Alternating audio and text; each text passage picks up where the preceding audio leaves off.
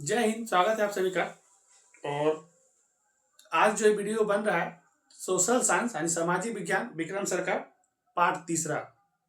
और आप लोग का प्रैक्टिकल का एग्जाम भी चल रहा है, बहुत सारे लोग एग्जाम दिए होंगे। तो आप लोग देख रहे होंगे कि जितना मेरा पढ़ाया हुआ, चाहे वो साइंस हो चाहे सोशल साइंस हो, तो हम स्टार्टिंग में बता देना चाहते हैं क्योंकि आप लोग का टाइम बाद में लेने से अच्छा है कि शुरू में बता दें कि जितने भी लोग इस वीडियो को देख रहे हैं जो बोर्ड एग्जाम देंगे 10th का और 12th का, तो 12th में जो भी सोशल साइंस से related subject history, geography, economics, political science रखते हैं उनके लिए, और जो साइंस वाले लोग देखते हैं जो इनका फिजिक्स, केमिस्ट्री और बायोलॉजी में जो ऑब्जेक्टिव क्वेश्चन आता है, हमारा वीडियो जो बना हुआ K to Z का मतलब कि जो यूट्यूब चैनल है उससे प्ले लिस्ट में अगर आप जाते हैं और प्ले लिस्ट में आप अपना क्लास 10 का हिंदी, क्लास 10 का साइंस, क्लास 10 का सोशल साइंस, उससे आप अगर वीडियो को बार बार देखते हैं तो बहुत सारा ऑब्जेक्टिव आपको प्रैक्टिकल एग्जाम में पूछे जा रहे हैं, सब्जेक्टिव पूछे जा रहे हैं। और जब फाइनल एग्जाम देने जाइएगा तो वहाँ भी आपको ऑब्जेक्टिव सब्जेक्ट का ढेरों सारा क्वेश्चन मिलेगा।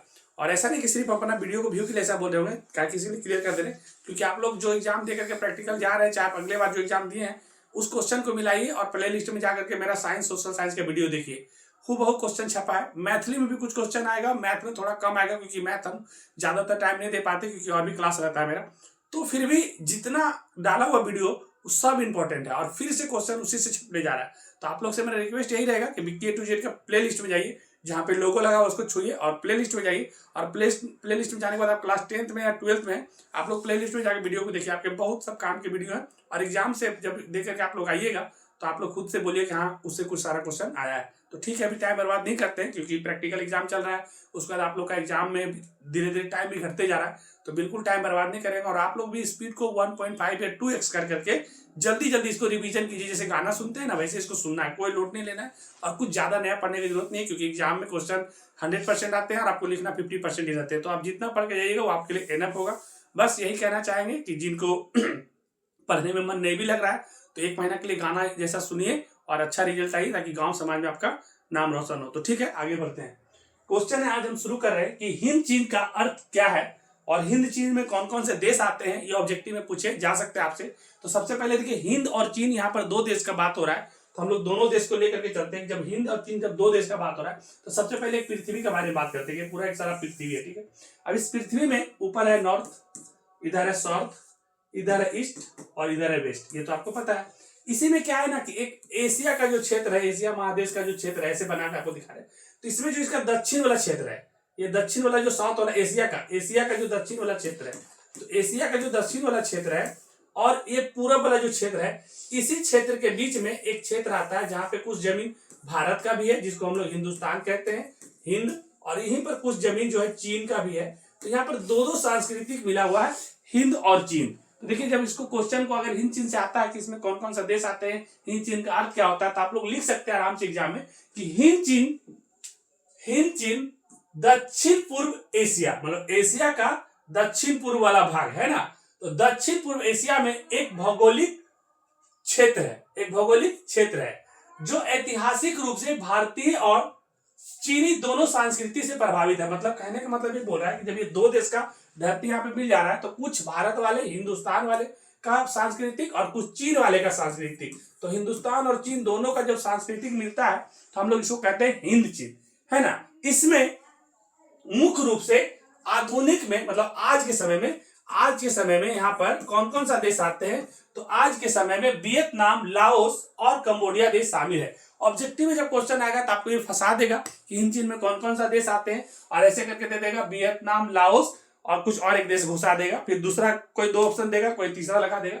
आपको आसान बताने के लिए हम इसका ट्रिक क्लास में दे चुके हैं। जो लोग क्लास लेते हैं उनको पता होगा कि एक शानदार ट्रिक आपके लिए दे रहे हैं, कबीला। याद रख लीजिएगा, कबीला। तो कबीला अगर आप याद कर लेते हैं, तो कबीला याद रख लेते हैं तो हिंद और चीन में आप लिखिएगा का से कंबोडिया, बी से वियतनाम और ला से लाओस। तो हिंद चीन में 3 देश आते हैं, कबीला, कंबोडिया, वियतनाम और लाओस। तो ऑब्जेक्टिव में भी आप जब जाइएगा तो आपसे गलती नहीं होगा और ऑब्जेक्टिव में हम सब एकदम निश्चित रूप से बोल रहे हैं, सोशल साइंस का प्रैक्टिकल में पूछा जा सकता है कि हिंद चीन में कौन कौन सा देश आते हैं। तो आप लोग इसके लिए रेडी रहिए, आज आपका ऑब्जेक्टिव भी तैयार हो रहा है। आगे बढ़ते हैं। नेक्स्ट है कि प्रथम विश्व युद्ध का ब्रिटिश उद्योग पर क्या प्रभाव पड़ा। देखिए, पहला विश्व युद्ध कब से कब तक हुआ था आप लोगों को पता होगा, 1914 से लेकर के 1918 तक चला था। 4 साल तक ये युद्ध चला था। कोई भी देश का या कोई भी अपना राज्य का या कोई भी अपना जिला में अगर युद्ध हो जाता है ना, तो युद्ध से तबाही हो जाता है। तबाही होने का मतलब क्या कि बहुत सारा जान माल और बहुत सारे धन का नुकसान होता है। तो ये क्वेश्चन है प्रथम विश्व युद्ध से, पूरा दुनिया का युद्ध से। तो प्रथम विश्व का ब्रिटिश उद्योग पर क्या प्रभाव पड़ा? तो जब पूरा दुनिया में युद्ध चल रहा था तो उससे अंग्रेज लोग को क्या प्रभाव पड़ा, ब्रिटिश लोग को क्या प्रभाव पड़ा, ये क्वेश्चन बोल रहा है। क्वेश्चन को समझिएगा और उससे रिलेटेड बना के आंसर लिखिएगा, पूरा नंबर मिलेगा। और हम बार बार बोल रहे हैं कि इसीलिए इसको पीपीटी नहीं किए, ताकि इसमें जैसे लिखा हुआ है वैसे लिखने का आप लोग प्रैक्टिस कीजिए। तो आप लिखेंगे कि प्रथम विश्व युद्ध का ब्रिटिश उद्योग पर प्रभाव महत्वपूर्ण और जटिल था, मतलब एक तगड़ा वाला प्रभाव पड़ा है जो कि एकदम उसका अर्थव्यवस्था को हिला के रख देता है। तो लिखेंगे इसमें कि युद्ध संबंधित उद्योग में वृद्धि हो गया। अब युद्ध संबंधित उद्योग मतलब देखिए, पहले क्या था कि जब जो भी देश, मतलब विश्व अलग अलग देश में जितने भी देश हैं, तो सब अपना खाने पीने के लिए अपना उद्योग धंधा, फैक्ट्री, कल कारखाना, बहुत सारे में काम करता है। लेकिन जब युद्ध चल रहा है तो युद्ध में क्या हो गया ना कि ज्यादा से ज्यादा युद्ध से रिलेटेड सामान, बंदूक बना रहा है, तोप बना रहा है, बम बना रहा है, ये सब सामान ज्यादा बन रहा था। तो क्या हो गया कि युद्ध संबंधित उद्योग में वृद्धि हो गया। तो जितना भी कल कारखाना जो बड़ा बड़ा हथियार उथियार बनाने वाला था, वो सब में काफी वृद्धि हो गया। हथियार, वर्दी और अन्य युद्ध सामग्री बनने वाले उद्योग में तेजी देखी गई। मतलब जितना भी बड़ा बड़ा उद्योग था, तो जिसमें ज्यादा से ज्यादा हथियार बनाया जा रहा था, उस सब उद्योग का थोड़ा विकास हो रहा था। उसके बाद पारंपरिक उद्योग में गिरावट। लेकिन जो पारंपरिक उद्योग था, जैसे कपड़ा उद्योग हमारा था, कोयला उद्योग था, और भी जो हमारे खाने पीने का जो भी उद्योग था, उस समय गिरावट हो रहा था। क्यों? क्योंकि ज्यादा लोग युद्ध में लगे हुए थे, और युद्ध में हमको जीतना बोल करके बहुत सारे जो कंपनियां थी, बहुत सारे जो उद्योग थे, वो सब युद्ध का सामान बनाने में लग गए। अब युद्ध का सामान में जब बनाने में लग गए, तो क्या हो गया कि ज्यादा से ज्यादा लोग जो अपने पारंपरिक जो अपना जो काम करने वाला कल कारखाना फैक्ट्री था, उसमें काम करने वाले लोग कम हो गए। संसाधनों को युद्ध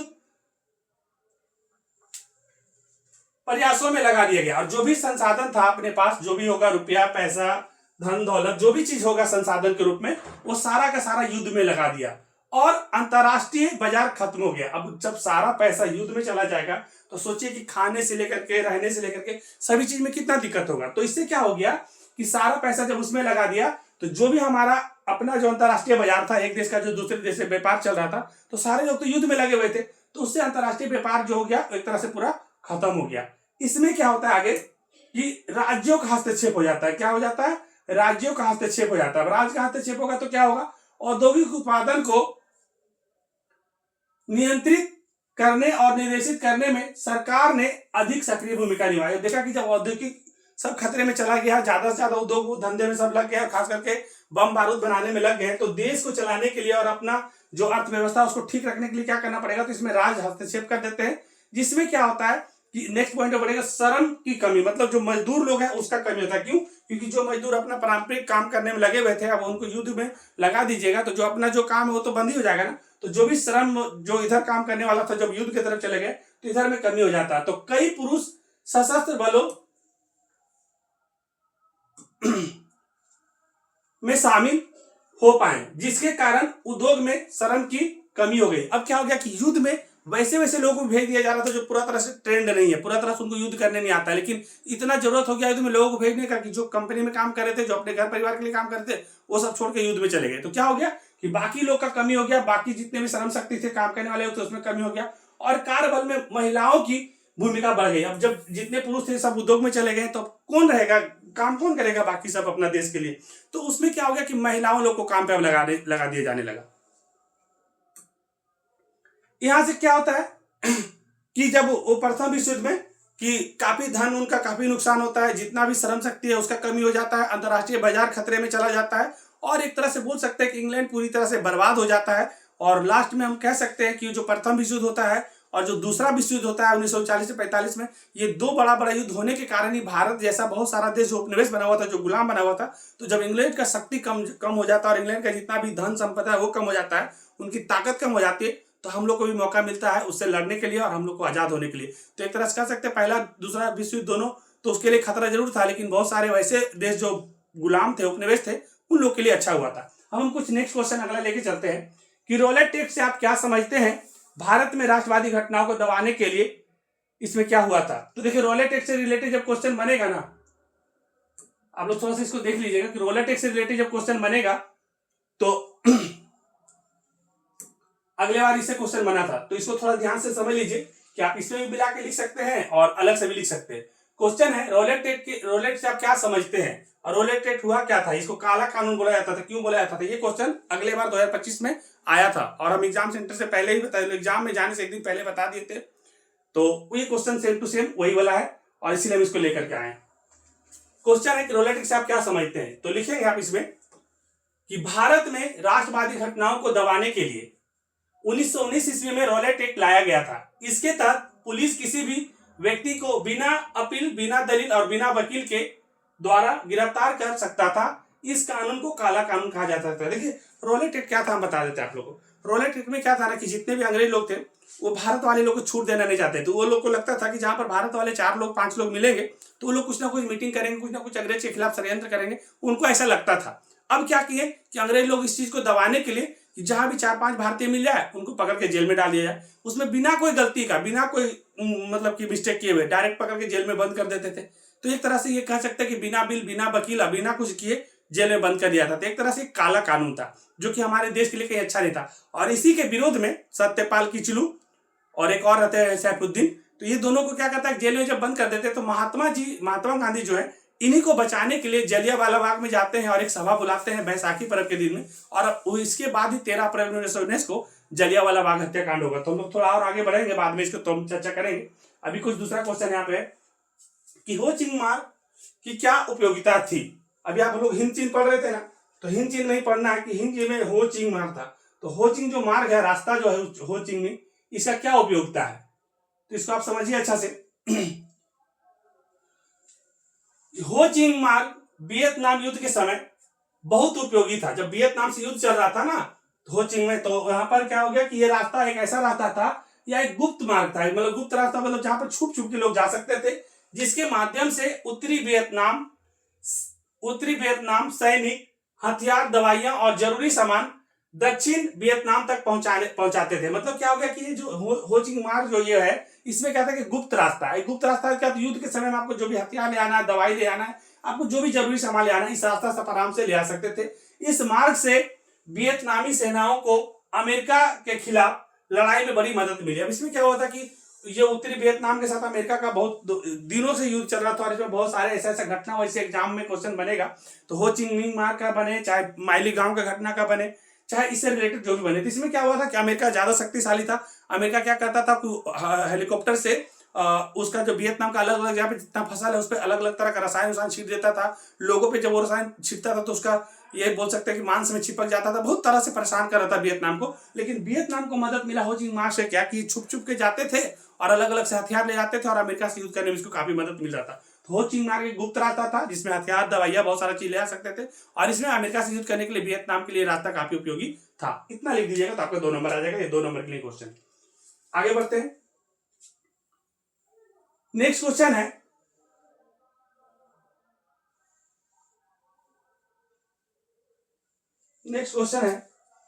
रूस क्रांति के किन्हीं 2 कारणों, रूसी क्रांति के किन्हीं 2 कारणों को व्याख्या करिए। देखिए ज्यादा भी आ सकता है लेकिन फिलहाल 2 दिया तो 2 नंबर में आने का ज्यादा चांस क्वेश्चन है इसको, कि जब रूस में क्रांति हुआ था तो उसका 2 को कोई कारण लिख देना है। तो आपको पता ही होगा कि रूस का क्रांति 1917 में हुआ होगा, तो ये आपको मालूम होगा कि रूस का क्रांति कब हुआ था। तो रूस का क्रांति हुआ था 1917 में, याद रखिएगा रूस का क्रांति कब हुआ था, 1917 में हुआ था, ये ध्यान रखिएगा। उसमें 2 कारण में लिखिएगा कि रूस के लोग जार के निरंकुश शासन व्यवस्था से परेशान थे।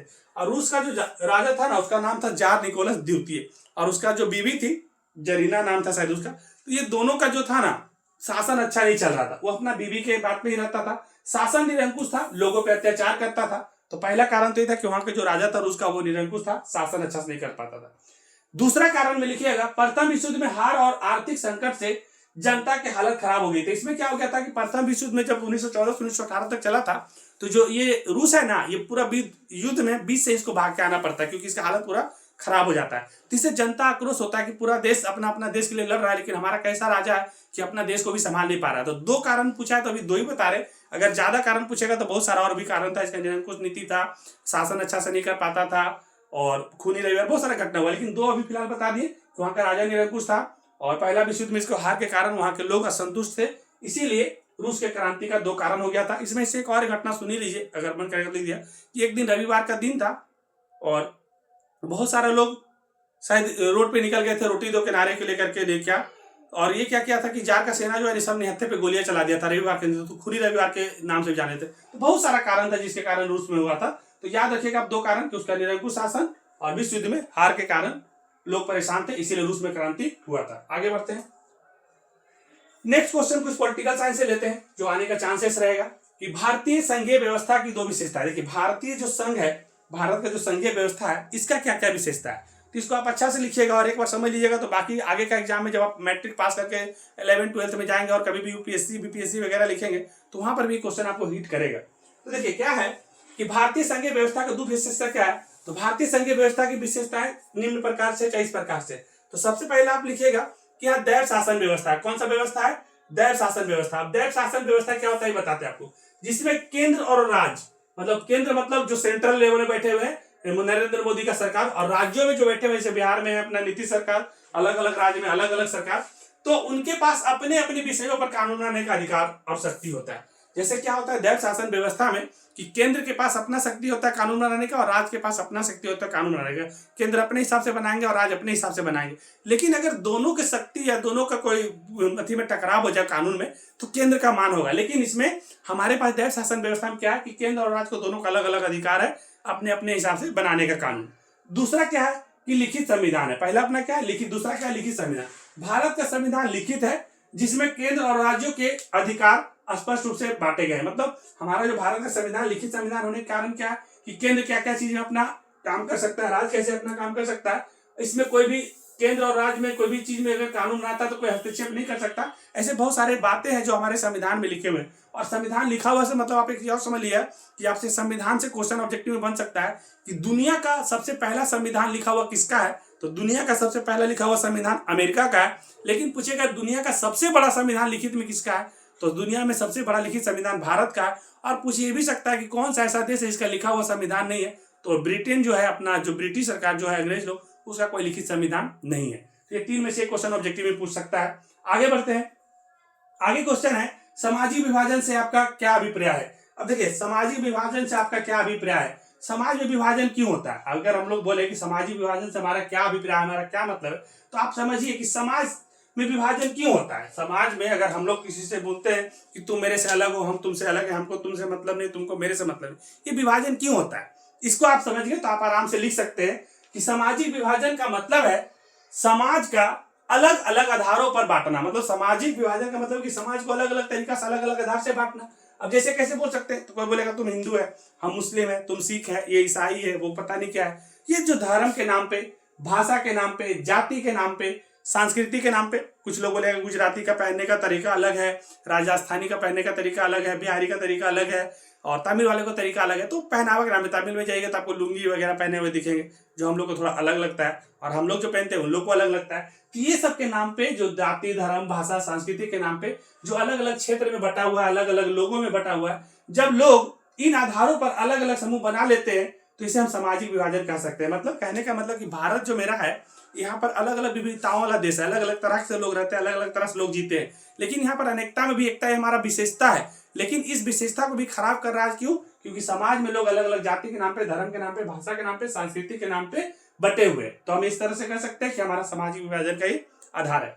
नेक्स्ट क्वेश्चन में बढ़ते हैं कि ऐसा पूछा जा सकता है कि लोकतंत्र में राजनीतिक दलों की क्या आवश्यकता है। देखिए लोकतंत्र में राजनीतिक दलों की क्या आवश्यकता है। सबसे पहले तो आप यहाँ पर हमें एक क्वेश्चन ऑब्जेक्टिव में आपको हम करवा ही दे रहे हैं कि आपसे पूछा जा सकता है कि लोकतंत्र में राजनीतिक दलों की क्या आवश्यकता है। तो आप ऑब्जेक्टिव के लिए एकदम याद रख लीजिए, हो सकता है ऑब्जेक्टिव में पूछा जा सकता है बोर्ड एग्जाम में कि लोकतंत्र में जो राजनीतिक दल है ना, वो लोकतंत्र का प्राण है। लोकतंत्र को अगर जीवित रखना है तो लोकतंत्र को जीवित रखने के लिए जो राजनीतिक दल है, ये राजनीतिक दल लोकतंत्र का प्राण है। एकदम याद रख लीजिए, ऑब्जेक्टिव में पूछा जा सकता है और हो सकता है प्रैक्टिकल एग्जाम में भी पूछा जा सकता है। तो लोकतंत्र में राजनीतिक दल उसका प्राण है। अब देखते हैं ये लोकतंत्र में राजनीतिक दल करता क्या। तो ये जनता और सरकार के बीच कड़ी का काम करता है। देखिए जनता और सरकार के बीच में कड़ी, मान लेते इधर जनता है ना, इधर जनता मतलब बहुत सारा लोग होगा, ऐसे छोटा छोटा समझ लीजिए, बहुत सारे लोग हैं, बहुत सारे लोग हैं, और इधर मान लेते सरकार बैठा हुआ है। अब हम लोग जैसे कहने का मतलब गांव में रहते हैं, अभी हम लोग खुटौना ब्लॉक के आसपास में रह रहे हैं, बाकी अलग अलग राज्य बिहार से लोग रह रहे हैं। अब मान लेते हैं कि हमारे गांव में कुछ बड़ा सा खेल का मैदान बनाना है, या फिर बड़ा हॉस्पिटल बनाना है, या बड़ा सा स्कूल बनाना है, या बड़ा सा कॉलेज बनाना है। तो क्या हम डायरेक्ट सरकार को बोल सकते हैं कि हमारे यहाँ नहीं तो हमारे यहाँ करवा दीजिए? नहीं करा सकते। तो ये जनता का जो जरूरत है, तो उसको लोकतंत्र में राजनीतिक दल क्या करता है, वो सरकार के पास पहुंचाता है। और हम लोग सरकार को चुनते तो जरूर है, लेकिन सरकार बनाते कौन है, तो जो हम विधायक सांसद बनाते हैं वो सरकार को बनाते हैं। तो जो हम लोग जिनको चुनाते हैं राजनीतिक दल को, चाहे जिस भी पार्टी को, तो वो क्या करते हैं कि जनता और सरकार के बीच में कड़ी के काम करते हैं। जनता को जो जरूरत है वो सरकार को अवगत करवाते हैं, और सरकार को जब देखते हैं कि ज्यादा संख्या में लोग बोला जा रहा है, ज्यादा संख्या में बताया जा रहा है, तो सरकार जो है जनता के बातों को सुनते हैं, लेकिन डायरेक्ट नहीं, इनडायरेक्ट। क्यों? क्योंकि राजनीतिक दल के बातों सुनते हैं। किनका बात सुनते हैं? सरकार, राजनीतिक दल का। तो हम कह सकते हैं कि जनता और सरकार के बीच में जो राजनीतिक दल है वो क्या है, तो कड़ी का काम करता है। तो बीच में राजनीतिक दल है, इसको आप आराम से समझ लीजिएगा। आगे बढ़ते इसमें और पॉइंट होगा। तो ये अलग अलग विचारधाराओं और नीतियों को सामने लाते हैं। जैसे कहने का मतलब क्या हो गया कि अब अलग अलग जो विचारधारा है, लोगों का अलग अलग जो नीति है, उसको भी सरकार के सामने लाते हैं, और सरकार को जो सही लगता है उसको करता भी है। चुनाव में उम्मीदवार खड़े करते हैं और सरकार बनाते हैं। अब इसमें क्या हो गया, चुनाव में उम्मीदवार खड़ा करते हैं और सरकार बनाते हैं। राजनीतिक दल देखिएगा कि बिहार का ही सिर्फ बात करते हैं, बिहार का परिचय है पहले तो, कि बिहार में इस बार देखिएगा कि तेजस्वी यादव थे, वो लालटेन छाप उनका आरजेडी से थे, राष्ट्रीय जनता दल से थे। नीतीश कुमार है, उनका जेडीयू पार्टी था, जनता दल यूनाइटेड से थे। एक चिराग पासवान थे, उनका लोक जनशक्ति पार्टी रामविलास था। एक हम पार्टी से थे, जिनका जीतन राम मांझी शायद अध्यक्ष है। अलग अलग पार्टी लोग सब खड़े हुए। अब अलग अलग पार्टी में क्या हुआ कि बिहार में 243 सीटों पे चुनाव हुआ। कितना सीटों पे चुनाव हुआ? 243 सीटों पे चुनाव हुआ। अब 243 में आधा से +1, मतलब जिनके पास 122 सीट होता उनका सरकार बनता। लेकिन विपक्ष वाले जो थे उनका सीट बहुत कम आया, शायद 24 सीट या 25 सीट यहाँ है, 24 सीट शायद आया आरजेडी को, है ना, जो विपक्ष में है। तो ये बहुत कम सीट इनको आ गया। इसमें क्या होता है कि जब नेक्स्ट बार अच्छा से काम अगर ये नहीं करेंगे, इतना सीट जीतने के बाद भी, जो सरकार में भी है, खास करके जेडीयू और बीजेपी, तो अच्छा से काम नहीं करेंगे, तो क्या करेंगे कि अलग अलग जो राजनीतिक दल है वो अपने और अलग अलग उम्मीदवार उतारेंगे। क्यों? क्योंकि अगर वो लोग अच्छा काम नहीं किया, 5 साल तक उनको मौका मिलेगा, तो अलग अलग उम्मीदवार मतलब उतारेंगे। और जब वो चुन करके आएंगे, जब हम लोग उनको जिताएंगे, तो सरकार बदल जाएगा। तो इसीलिए जो भी सरकार में रहते हैं उन्हें ठीक से काम करना चाहिए, 5 साल का मौका मिलता है। लेकिन नीतीश कुमार तो 25 साल से मुख्यमंत्री है बिहार में, और बिहार पहले से बहुत सारा कुछ बदला है। तो ठीक है, आगे बढ़ते हैं।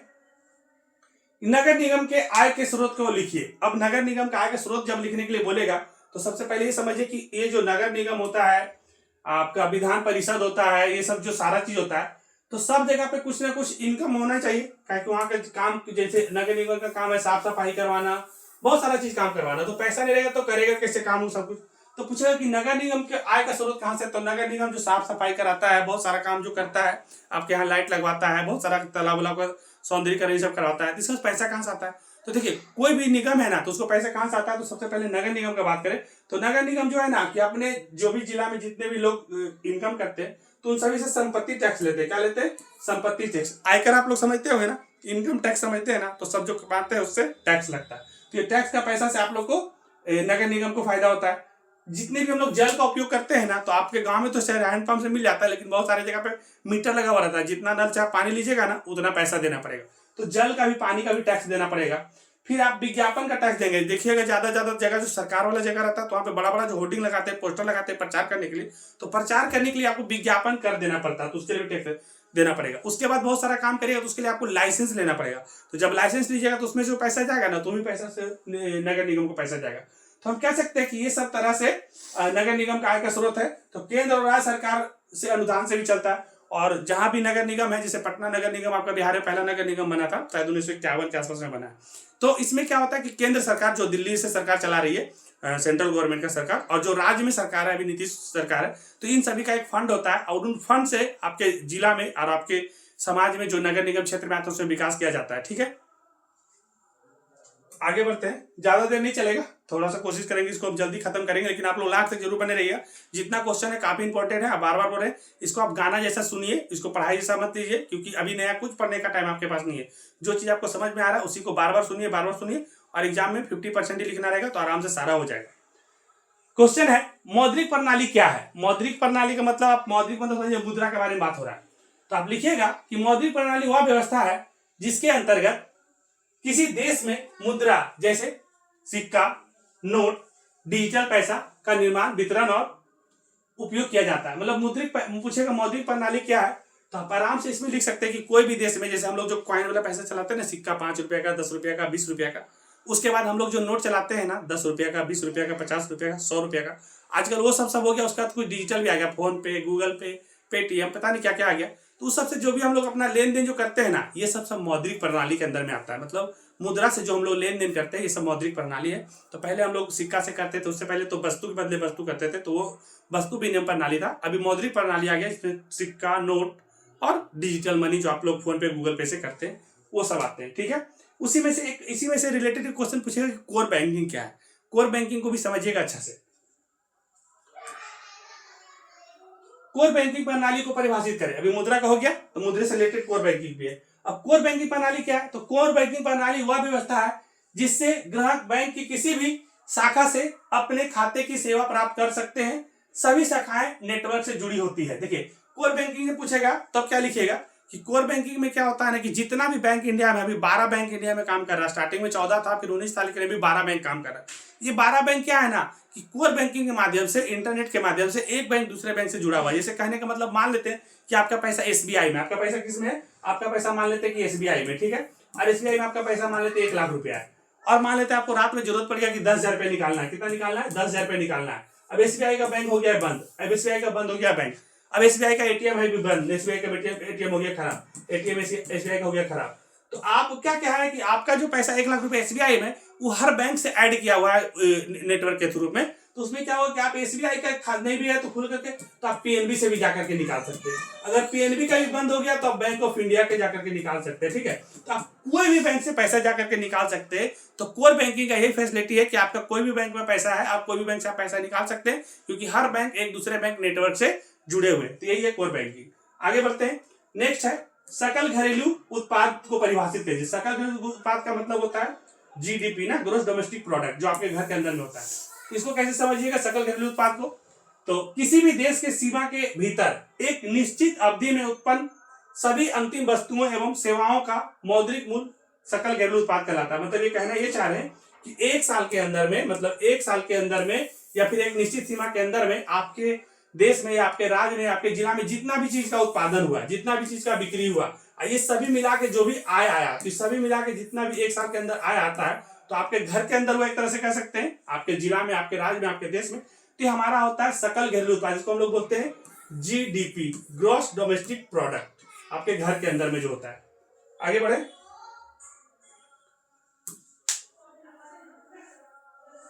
नेक्स्ट क्वेश्चन ज्योग्राफी से ले रहे हैं, तो इसको ध्यान से समझिएगा कि उद्योग के स्थानीयकरण के लिए 2 कारणों का उल्लेख करिए। मतलब कोई भी उद्योग है, उद्योग मतलब कोई फैक्ट्री वगैरह है, तो उसको स्थानीयकरण के लिए कोई 2 चीज लिखना है, कोई 2 कारण लिखना है। तो देखिएगा, आप लिखिएगा कि उद्योग के स्थानीयकरण के लिए निम्नलिखित कारण हो सकते हैं, लेकिन अभी फिलहाल 2 बोला तो हम 2-4 यहाँ पर लिख दे रहे हैं, आप जो याद रहेगा लिख दीजिएगा। देखिए, कोई भी अगर आप कहीं भी उद्योग लगाते हैं, जैसे कहने का मतलब कि हम लोग टाइम में पहले सूती का उद्योग लगाते थे, सूती हम लोग का भारत में ज्यादा होता है, लेकिन आप कोई और चीज का उद्योग ले लीजिए, एल्युमिनियम का उद्योग लगाइए, या कोई और भी अपने हिसाब से समझ लीजिए। तो आप कोई भी चीज, आप मान लेते हैं आपके यहाँ गांव में ईटा भट्टा का जो चिमनी वाला होता है, ईटा उटा बनता होगा, उसका उद्योग ले लीजिए। कोई भी चीज का अगर उद्योग आप लगाइएगा, तो सबसे पहले आपको कच्चा माल चाहिए। क्या चाहिए? कच्चा माल चाहिए। तो कोई कंपनी खोलिएगा तो आपको कच्चा माल चाहिए, कच्चा माल चाहिए। जैसे बड़ा बड़ा फैक्ट्री चलाने के लिए आपको कोयला चाहिए, है ना। तो ये सब चीज अगर आपको आसानी से नहीं मिलेगा, तो आपका फैक्ट्री चलेगा नहीं, आपका उद्योग चलेगा नहीं। तो सबसे पहले उसको कच्चा माल आराम से मिलना चाहिए। दूसरा, जहां पर आप उद्योग खोल रहे हैं, वहां पर काम करने वाले लोग आराम से वहां पहुंच सकते हैं। क्या कि अगर काम करने वाले लोग आराम से वहां नहीं पहुंचेंगे, आपको अगर अच्छा सस्ता मजदूर नहीं मिलेगा, तो आप ज्यादा दिन तक उद्योग नहीं चला पाएंगे, तो है ना। तो उद्योग को चलाने के लिए आपको श्रमिक मिलना चाहिए, ऊर्जा का स्रोत होना चाहिए, जैसे कहने का मतलब बिजली और पानी का व्यवस्था होना चाहिए। अगर बिजली पानी अगर वहां नहीं पहुंचेगा, तब भी आपका उद्योग नहीं चलेगा।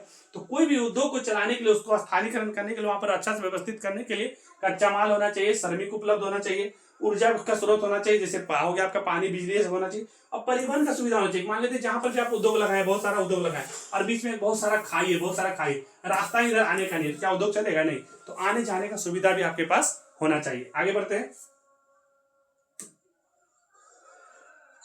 बाजार होना चाहिए। अब जैसे कोई भी उद्योग लगाए, मान लेते आप कोई भी चीज बना रहे हैं अपने उद्योग में, अपने फैक्ट्री में कुछ भी बना रहे हैं, तो बेचने के लिए बाजार होना चाहिए। मान लेते हैं कि आप बनाने के लिए बहुत सारा सामान बना लिए, लेकिन बाजार है ही नहीं है, तो बाजार नहीं रहेगा तो आप बेचेंगे कहाँ? तो आपके लिए बाजार होना चाहिए। बाजार रहेगा तभी ना, आप जितना ज्यादा सामान बनाएंगे तो आप बेचिएगा।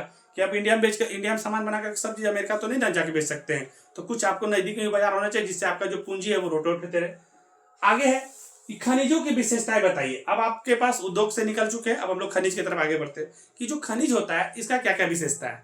तो खनिज का विशेषता आप समझिएगा कि खनिज के निम्नलिखित विशेषताएं होते हैं। तो सबसे पहले हम लोग को जो समझना है कि जो खनिज होता है ना, ये प्राकृतिक रूप में पाए जाते हैं। किस रूप में पाए जाते हैं? तो खनिज जो है ये प्राकृतिक रूप में पाए जाते हैं। प्राकृतिक रूप मतलब कि हम लोग सब चीज को बनाते हैं, बहुत सारे चीज बने बनाए जाते हैं, तो प्राकृतिक रूप में पाए जाते हैं। और लेकिन इसकी मात्रा सीमित होती है। जैसे कहने का मतलब अभी हम लोग खनिज के बारे में बात करें, हम लोग कोयला के बारे में बात करते हैं, ठीक है।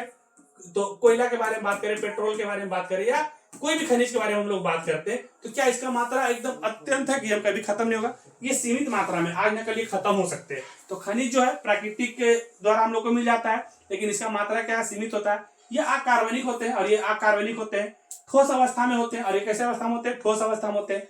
विशिष्ट रासायनिक संरचना होती है और विशेष रासायनिक संरचना होता है।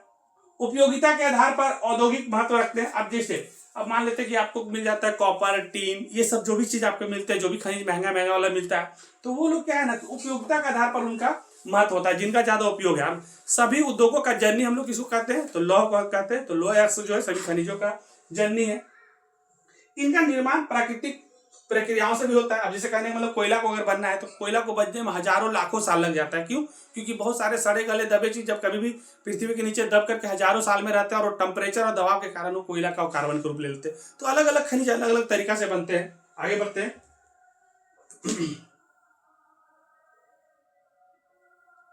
ये जैव विविधता से आप क्या समझते हैं? ये क्वेश्चन हम लोग पिछले वीडियो में करवा दिए, जिसको हम छोड़ देते हैं। इसके बाद वाला क्वेश्चन को ले लेते हैं कि क्या क्वेश्चन है? स्वर्णिम चतुर्भुज राजमार्ग क्या है? ये क्वेश्चन बन सकता है एग्जाम में, तो इसको अच्छा समझा देते हैं आप लोग, इसको ध्यान से देखिएगा, है ना। आराम से इसको देखिए, बढ़िया समझिए, इसको इंपॉर्टेंट क्वेश्चन आ सकता है। क्वेश्चन है कि स्वर्णिम चतुर्भुज राजमार्ग क्या है?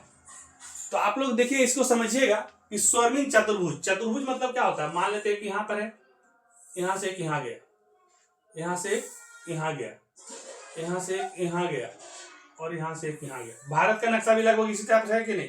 चार भुज जैसा दिख रहा है ना। अगर थोड़ा सा बनाने में मेरा गड़बड़ हो गया तो आप इसको अच्छा समझ लीजिएगा कि स्वर्णिम चतुर्भुज राजमार्ग भारत की सबसे बड़ी सड़क परियोजना, मतलब ऐसा रास्ता है कि जो यहाँ दिल्ली आपका ऊपर में दिख रहा है, तो दिल्ली से चलेंगे तो एकदम चौड़ा रास्ता, जो बिना जर्किंग वाला रास्ता, सीधे आ जाता है इधर मुंबई। कहाँ आ जाता है? मुंबई आ जाता है।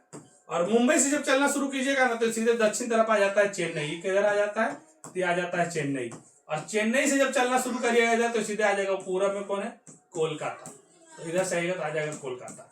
अब क्या है कि देखिए, चार महानगर है अपना भारत में, दिल्ली, मुंबई, चेन्नई या कोलकाता। तो यहां से शुरू किया मुंबई, मुंबई से क्या चेन्नई, चेन्नई से गया कोलकाता, फिर कोलकाता चला गया दिल्ली। ये चतुर्भुज बन गया।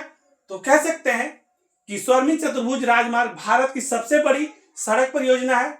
इसमें से सबसे बड़ी परियोजना में से एक है जो दिल्ली, मुंबई, चेन्नई और कोलकाता को चौड़ी राष्ट्रीय सड़कों से जोड़ता है। मतलब ये ऐसा रास्ता होता है, ऐसा रास्ता होता है, इतना चौड़ा रास्ता होता है कि आराम से इधर से दो गाड़ी आ सकता है, स्पीड में आराम से दो गाड़ी इधर से आ सकता है, और बीच में जर्किन उर्किन भी कम रहता है। तो जब भी एक राज्य से दूसरा राज्य सामान वामान भेजना रहता है तो इसमें टाइम भी काफी बचता है। तो आप लोग एग्जाम में आराम से लिखिएगा कि स्वर्णिम चतुर्भुज योजना भारत सरकार का एक ऐसा योजना है जो हमारे चार महानगरों को जोड़ता है, दिल्ली से मुंबई, मुंबई से चेन्नई, चेन्नई से कोलकाता। आप ऐसे बना करके दिखा दीजिएगा। और इसमें आने जाने में समय भी कम लगता है, काफी चौड़ी सड़क होती है, और माल ढुलाई के लिए सब काफी अच्छा है। और एक तरह से बोल सकते हैं कि एकदम स्पीड में गाड़ी जा सकता है, टाइम का भी बचत होता है। आगे बढ़े। नेक्स्ट क्वेश्चन है, समुद्र कृषि से आप क्या समझते हैं? इसका क्या अभिप्राय है? इसको हम ज्यादा नहीं बताएंगे क्योंकि हम बता चुके हैं। समुद्र कृषि जो होता है पहाड़ी वाले क्षेत्र में होता है, खास करके उत्तराखंड में होता है। वहां पर क्या होता है कि पानी जब आता है सीढ़ी वाला पहाड़ वाले क्षेत्र में, तो पानी कटा कटा दूसरा खेत में ना चल जाए, इसलिए उसको ढलान वाला क्षेत्र में अच्छा से बनाया जाता है। तो समुद्र कृषि के बारे में बता दिए थे। एक क्वेश्चन और इसमें से समझ लीजिए कि उत्तराखंड में एक फूलों की घाटी है, वो भी मशहूर है। तो ऑब्जेक्टिव में क्वेश्चन पूछा जा सकता है उत्तराखंड से कि फूलों की घाटी कहाँ है? उत्तराखंड में। और हो सकता है प्रैक्टिकल में आपसे पूछा जा सकता है कि उत्तराखंड में एक पार्क भी है, नेशनल पार्क, उसका नाम क्या है? तो राजा जी राष्ट्रीय पार्क है, तो उसको भी आप याद रख लीजिएगा। आगे बढ़ते हैं।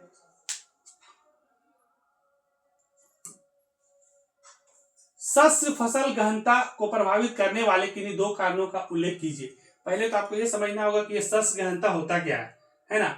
शस्य गहनता पहले समझिए कि जैसे कहने को बोले आप लोग खेती उती करते होंगे, खेती से जुड़े होंगे, तो आप लोग देखिएगा कि कोई को खेत ऐसा होता है जिसमें एक बार फसल चावल का अच्छा हो गया तो शायद धान का फसल अच्छा हो गया तो गेहूं का नहीं होता है, या गेहूं का फसल अच्छा हो गया तो धान का नहीं हो पाता है, या बीच में कोई और फसल एक आग हो गया फिर दूसरा फसल नहीं हो पाता है। तो सशक्त गहनता नहीं हुआ। सशक्त गहनता का मतलब होता है कि एक ही खेत में बदल बदल के 2 बार 3 बार 4 बार खेती किया जाए, तो उसको हम लोग सशक्त गहनता कहते हैं। इसको समझिए अच्छा से कि सशक्त गहनता को प्रभावित करने वाले किन्हीं 2 कारण। इसको प्रभावित कौन करेगा सशक्त गहनता को? तो देखिए, फसल गहनता को प्रभावित करने वाले 2 कारण इस प्रकार दे सकते हैं। पहला तो सिंचाई की सुविधा नहीं होगा।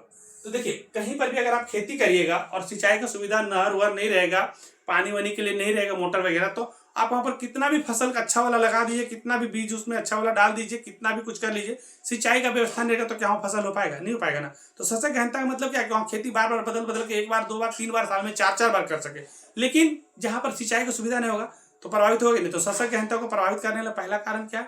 सिंचाई का कमी। तो सिंचाई का जब सुविधा नहीं होगा तो पर्याप्त पानी मिलने पर एक वर्ष में कई बार फसल प्राप्त की जा सकता है। अगर पानी अगर ठीक रहेगा तो हम लोग 1 बार नहीं 2 बार नहीं 3 बार 4 बार हम लोग फसल कर सकते हैं। इसमें सशक्त गहनता कृषि कर सकते हैं। लेकिन अगर पानी नहीं मिलेगा तो इसको प्रभावित करेगा। दूसरा में लिखिएगा, उन्नत बीज तकनीक और अच्छी किस्म के बीजों का आधुनिक उपकरणों से उत्पादकता बढ़ता है। अगर मान लीजिए सशक्त गहनता करना चाहते हैं, आप चाहते हैं कि कृषि अच्छा से हो मेरा, तो ज्यादा फसल हो मेरा, तो आपको अच्छा किस्म का बीज डालना पड़ेगा। प्लस आज आधुनिकरण में आज के समय में अलग अलग तरह का बीज आ गया। देखते हैं ऐसा ऐसा गेहूं आ गया कि अगर 1 कट्ठा खेत है और अगर 1 कट्ठा खेत में अगर आप 1 kg वाला गेहूं बूंद दिए तो अच्छा खासा आपका गेहूं हो जाता है। लेकिन दूसरा खेत 1 कट्ठा खेत है और उसमें से उससे ज्यादा भी आप फसल डाल दिए दूसरा वाला, लेकिन क्वालिटी अच्छा नहीं रहेगा, बीज अच्छा नहीं रहेगा तो ज्यादा फसल होगा नहीं। तो सशक्त गहनता को बीज प्रभावित भी करता है और अच्छा बीज रहेगा तो आप अच्छा फसल भी उगा सकते हैं। तो सशक्त गहनता का मतलब यही है कि एक ही खेत में एक ही साल में बदल बदल के 2 बार 3 बार 4 खेती करना सशक्त गहनता कहलाता है। इसको प्रभावित करने वाले कारण क्या है? तो कारण इसको प्रभावित कर सकते हैं कि अगर सिंचाई की सुविधा ना हो तो प्रभावित हो सकता है, बीज अच्छा ना हो तो प्रभावित हो सकता है। आगे बढ़े, कुछ आप यहां से डिजास्टर मैनेजमेंट से मतलब कि आपदा से भी क्वेश्चन को देख के जाइए, क्योंकि आपदा से भी क्वेश्चन आपको 4 क्वेश्चन ऑब्जेक्ट पूछा जाएगा फाइनल एग्जाम में, उसमें से आपको 2 ही लिखना रहेगा। निश्चित रूप से इतना बड़ा जो भेजेंगे यहाँ से बता करके वही क्वेश्चन वहां पर आएगा, उसमें कुछ अलग आने वाला नहीं। तो देखिए, पहले आपदा का मतलब तो आप समझिए, आपदा का मतलब क्या होता है कि अचानक ऐसा कोई घटना जिसका हम लोग का अनुमान नहीं होता और अचानक वो घट जाता है ना। तो आपदा से रिलेटेड क्वेश्चन बन रहा है कि सुनामी के विनाशकारी प्रभावों को कम करने का उपाय बताइए। सुनामी मतलब आप लोग समझते हैं कि सुनामी क्या होता है? सुनामी उधर आता है जहाँ समुद्र वगैरह होता है। देखिए, हम लोग यहाँ क्या होता है कि अभी हम लोग जो मिथिलांचल क्षेत्र में मधुबनी जिला में हम लोग रह रहे हैं, ये लोग डेंजर जोन में भूकंप वाले क्षेत्र में, तो हम लोग क्या भूकंप आता है जिस केंद्र में, तो हम लोग भूकंप केंद्र को कहते हैं, तो हम लोग का घर वो ढह जाता है। लेकिन कभी कभी क्या ना भूकंप समुद्र वाला क्षेत्र में आ जाता है। तो जब समुद्र वाले क्षेत्र में भूकंप आ जाता है ना, उसी को सुनामी कहते हैं। समझिए इसको आराम से। सुनामी के विनाशकारी प्रभाव को कम करने का उपाय बताइए। तो सुनामी के विनाशकारी प्रभाव को कम करने के लिए कुछ उपाय किए जा सकते हैं, जैसे तटीय क्षेत्रों में चेतावनी प्रणाली, तटीय क्षेत्रों में चेतावनी प्रणाली स्थापित करना। जैसे कहने वाले जिधर भी समुद्र वाला क्षेत्र है, थोड़ा सा इसको ऊपर कर देते हैं तो बताने में अच्छा लगेगा। जैसे कि भारत जो आप जो देख रहे हैं, इसको नीला कलर ये भारत वाला जो ये वाला जो डायरेक्शन आप देख रहे हैं, है ना, थोड़ा सा फिर से इस तरह से जो देख रहे हैं, इधर में मान लेते समुद्र, इधर में है अंडमान निकोबार, इधर में कौन सा है? अंडमान निकोबार है, ठीक है। इधर में हिंद महासागर, इधर में कौन सा है? हिंद महासागर, और इधर में अरब सागर, इधर में अरब सागर, है ना। अब देखिए क्या होता है कि जो भी क्षेत्र में पूरा जिधर से बारिश से आज पूरा पानी भरा हुआ, सब तरफ से पानी भरा हुआ, अभी सब क्षेत्र में जो तटीय क्षेत्र में लोग रह रहे हैं, अब इधर में अगर बढ़िया से अच्छा से अगर हम लोग पेड़ पौधा सब लगा देंगे तो हम लोग इसका कुछ इधर से आने वाला सुनामी को रोक सकते हैं, मतलब कुछ हद तक रोक सकते हैं। प्लस चेतावनी प्रणाली होना चाहिए कि कभी भी इधर से समुद्र में भूकंप आए, जब भी हवा तेज चलना शुरू हो जाए, जब भी लगे कि सुनामी आ सकता है, तो ये लोग को खतरा महसूस होने के लिए पहले चेतावनी प्रणाली का उपयोग करना होगा, ताकि जब भी समय रहेगा तो समय रहते हम लोग सुरक्षित स्थान पे पहुंच सकते हैं। तो पहला तो ये हो गया, सुनामी के प्रभाव को कम करने के लिए, खतरा को कम करने के लिए चेतावनी प्रणाली होना चाहिए पहला। आगे बढ़ते हैं, तटीय क्षेत्रों में वृक्षारोपण मजबूत तटबंध बनाना है। क्या हम बताए थे कि वृक्षारोपण अगर हम कर देते हैं, अगर तटीय क्षेत्र में अगर हम इधर में पेड़ पौधा लगा देंगे तो इधर से क्या होगी, कुछ हद तक इसको रोकेगा, मिट्टी कटने नहीं देगा ना, तो इधर में तुरंत में बहुत ज्यादा नुकसान नहीं कर पाएगा। तो तटीय क्षेत्रों में वृक्षारोपण करके मजबूत तटबंध बना सकते हैं। इधर में थोड़ा अच्छा बढ़िया वाला तटबंध बना देंगे तो हम लोग सुनामी के प्रभाव को कुछ हम लोग कम कर सकते हैं। आपदा में नेक्स्ट क्वेश्चन पढ़ते हैं कि सूखे के विभिन्न प्रकारों का उल्लेख करिए। देखिए, सूखा कब पड़ेगा? मान लेते हैं कहीं पर भी आपदा हो जा रहा है कि आप खेती कर रहे हैं, गेहूं लगा रहे हैं, धान लगा रहे हैं, लेकिन पानी पड़ ही नहीं रहा, पानी नहीं पड़ेगा तो सूखा हो जाएगा, तो आपका फसल खराब हो जाएगा। तो सूखा को विभिन्न प्रकारों को लोग मतलब कि जैसे कि सूखा आएगा तो उसका क्या क्या प्रकार हो सकता है। तो सूखे के विभिन्न प्रकार इस प्रकार से हम लिख सकते हैं कि वो मौसमी सूखा होता है। एक सूखा कौन सा होता है, मौसमी का सूखा। जिसे कहने का मतलब कि जून के बाद बारिश का महीना शुरू होता है, जून लास्ट से जुलाई अगस्त सितंबर में। अब मान लेते बारिश हो भी नहीं करेगा, तो जब बारिश का कमी हो जाएगा ना, तो बारिश का कमी हो जाएगा तो कौन सा सूखा हो जाएगा, तो बारिश का कमी हो जाएगा तो हो जाएगा मौसमी सूखा। जब बारिश का कमी होगा तो कौन सा सूखा होगा, तो बारिश का कमी होगा तो हो जाएगा मौसमी सूखा। बारिश का कमी होगा तो हो जाएगा मौसमी सूखा, है ना। बारिश का कमी से हो जाता है मौसमी सूखा। उसके बाद कृषि सूखा भी होता है। कृषि सूखा कैसे होगा, तो कृषि सूखा कैसे होगा वो समझिए। कृषि सूखा में क्या होता है कि फसलों को पर्याप्त पानी ना मिलना। जैसे कृषि तो कर ले, खेती तो कर ले, लेकिन उसको आप पानी दे ही नहीं पा रहे। बारिश का टाइम नहीं है लेकिन फिर भी पानी आप उसको नहीं दे पा रहे। बारिश का टाइम रहता है पानी होगा, लेकिन बारिश का टाइम में आप पानी उसको नहीं दे पा रहे, तो ये कौन सा सूखा हुआ। तो जब बारिश का नहीं दे पा रहे, पानी ने बारिश के कारण नहीं, आप पानी उसको नहीं दे पा रहे टाइम पे, फसल खराब हो रहा है, तो ये हो गया आपका कृषि सूखा। फिर है जल संसाधन सूखा। जैसे जल संसाधन सूखा क्या हो गया कि जहां पर भी आप खेती उती करते हैं, जहां पर मान लेते हैं कि आपका नदी है, तालाब है ना, और झील है, इस समय पानी उतना नहीं है, तो आप कितना भी अच्छा खेती क्यों ना कर ले, लेकिन नदी तालाब में अगर पानी सूख गया है तो आप अच्छा से खेती नहीं कर पाएंगे। तो ये हो गया जल संसाधन सूखा। ये कौन सा सूखा हो गया, तो जो आप जल का संसाधन था, नदी तालाब झील ये सब, उसमें पानी कम हो जाने के कारण भी आपका सूखा हो सकता है। और एक सामाजिक आर्थिक सूखा भी होता है। सामाजिक आर्थिक सूखा क्या होता है, तो जल की कमी से समाज व आर्थिक अवस्था पर प्रभाव पड़ता है। जैसे कहने का मतलब कहीं कभी देखिए गर्मी के दिन में आप लोग का चपा उपा कभी पानी सूख जाता है, तो क्या होता है कि आप बहुत ज्यादा खेती में पानी खर्च करिएगा तालाब उलाब का भी ना, तो समाज के लोग ही रोक लगा देंगे कि पानी हम लोग को जरूरत में काम आता है। जब बारिश में पानी नहीं, जब हम लोग गर्मी में पानी का दिक्कत होता है, हैंडपंप हो जाता है, इसी में कपड़ा धोते, इसी में नहाते हैं, तो आपको उस तरह से समाज से भी आर्थिक सूखा हो जाता है कि समाज में ही लोग आपको दबा देंगे कि नहीं इसको पानी का उपयोग नहीं करो, ऐसा नहीं करो। तो ये सामाजिक आर्थिक सूखा हो जाता है। तो ठीक है, ये वाला क्वेश्चन कंप्लीट हो गया। थोड़ा सा और आगे बढ़ते हैं, आपदा से एक और क्वेश्चन लेते हैं। इसमें से कोई क्वेश्चन आ जाएगा फाइनल एग्जाम में, आप देख लीजिएगा। ये वीडियो अगर आप देख रहे हैं तो इसको आप रिकॉर्ड करके या नोट करके रख लीजिए। इसमें से आपको एक क्वेश्चन पक्का आने वाला है, गारंटी है। 2 नंबर कंफर्म करते रहे। 4 क्वेश्चन आएगा और इसमें आपदा प्रबंधन में एक क्वेश्चन इसी में से आ जाएगा, गारंटी है।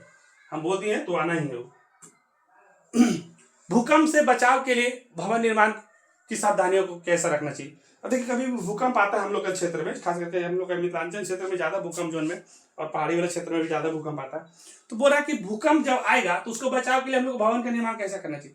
सबसे पहले तो जो भवन हम लोग बनाते हैं ना, बहुत ज्यादा डिजाइन टेढ़ा उड़ा करके, खास करके जो भूकंप वाला एरिया डेंजर जोन 5 वाला में जो आता है, उसका भूकंप का आकार ना आयताकार होना चाहिए। भूकंप का आकार कैसा होना चाहिए, तो भूकंप का आकार आयताकार। आयताकार का मतलब जो भी भवन बनाते हैं ना, भवन इस तरह से बनाइए, ताकि इस तरह से रहेगा ना, तो इसमें जो भी आप बिल्डिंग बनाइएगा, जो भी कंस्ट्रक्शन आप करिएगा अपना घर का, जो भी डिजाइन, तो भूकंप आएगा तो थोड़ा ये बचेगा। प्लस बहुत ऊंचा ऊंचा बिल्डिंग मत बनाइए, बहुत भारी भारी मत बनाइए कि थोड़ा सा भी हिले तो दरार आ जाए, करे आ जाए।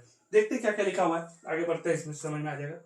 तो देखिए भूकंप से बचाव के लिए भवन निर्माण में क्या क्या सावधानियां बरतना चाहिए। तो भवन का निर्माण भूकंप रोधी तकनीकों से करना चाहिए। मतलब भूकंप रोधी तकनीक मतलब जहां पर भूकंप आने का खतरा कम हो सके, तो वैसा निर्माण करिए, भूकंप रोधी तकनीक का उपयोग करना चाहिए।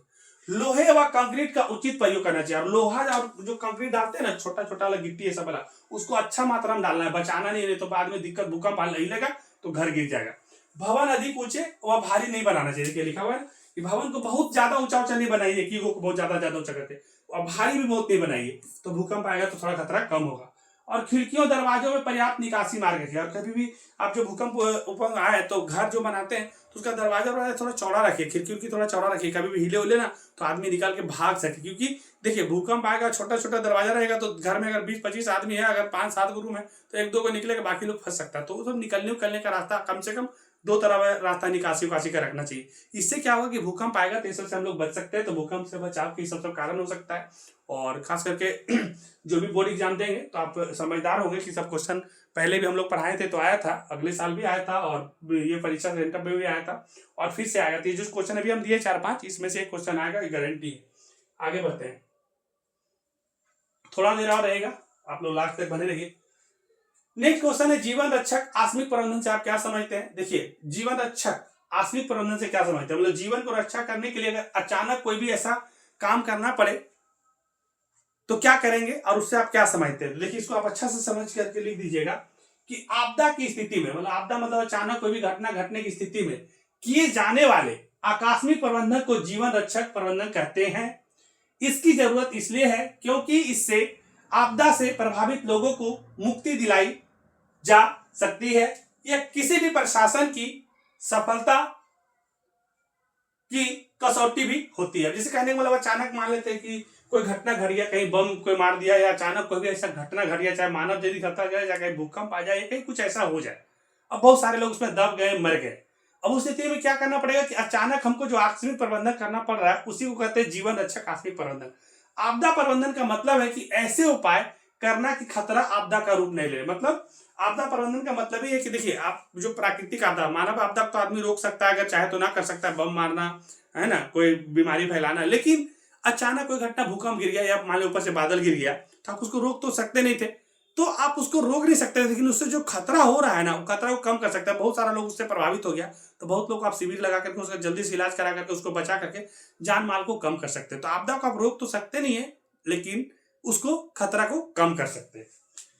आगे बढ़ते थोड़ा सा इससे कि कई प्राकृतिक खतरों को रोकना संभव नहीं है। कई ऐसा प्राकृतिक खतरा है जिसको रोकना संभव नहीं है। हम लोग अपना बोले मानव जीवन को रोक सकते हैं, कम कर सकते हैं, लेकिन जो प्राकृतिक खतरा उसको रोकना संभव नहीं है, लेकिन उसके हानिकारक प्रभावों को कम कर सकते हैं। मतलब कोई भी ऐसा प्राकृतिक खतरा होता है, हानिकारक प्रभाव होता है, उसको हम लोग कम कर सकते हैं। रोकना तो संभव नहीं है, लेकिन उसको हम लोग कम कर सकते हैं। जीवन और संपत्ति का नुकसान को कम कर सकते हैं। जैसे कहने का मतलब कहीं पर भी बहुत सारे लोग बिल्डिंग उल्डिंग में दब के मर गए, तो हम बहुत सारे लोग को दब गए तो उसको हटा करके जो बचने लायक उसको बचाएंगे। पैर हाथ टूट गया, ठीक है, उसको ठीक करवाएंगे, लेकिन जान माल को तो बचा सकते हैं ना। बहुत सारा ऐसा सामान है जो ज्यादा देर तक छोड़ देंगे तो और खराब हो जाएगा, तो उसको निकाल करके बचाने की कोशिश करेंगे।